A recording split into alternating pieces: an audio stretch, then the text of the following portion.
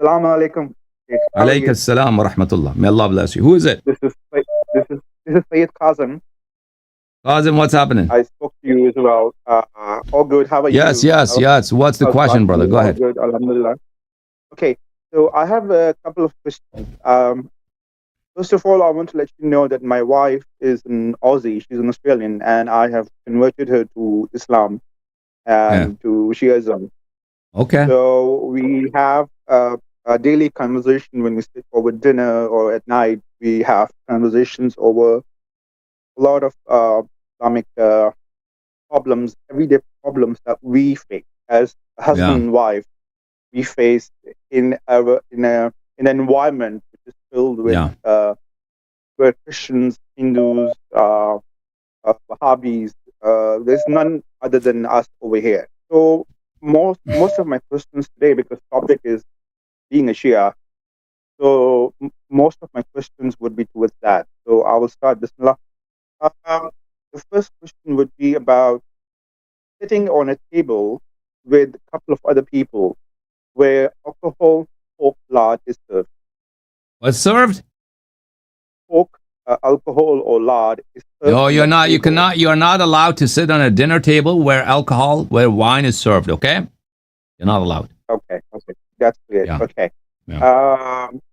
It's talking about my faith in front of a person who's in power, who can throw my bomb in a prison. If he doesn't like my answer, is it considered jihad? No.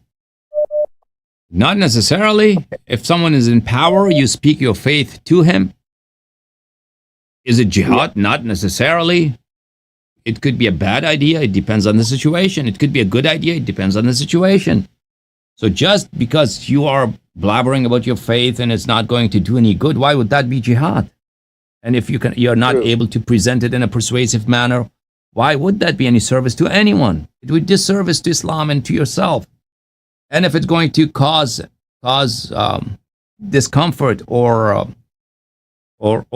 unpleasant policies would be undertaken by the government because of you, because you are a rebel rouser, then what purpose does it serve? There are times when it could be a good idea, and there are times when it's not a good idea. Yeah. So it's more like pick your battles, not just don't go into a war directly. So just like anything, there are times when it's appropriate to talk.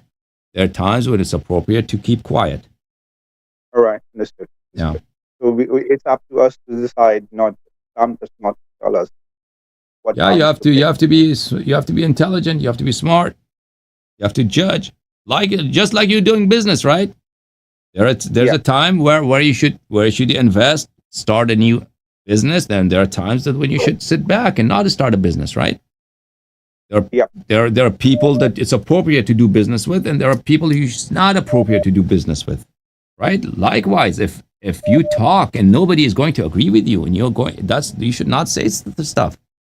You are not permitted to present to people a speech whereby you'd be ridiculed, and nobody is going to agree to you.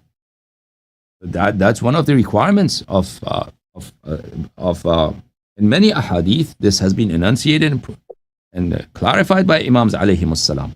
If you present something to people where nobody is going to agree with you, do not do that.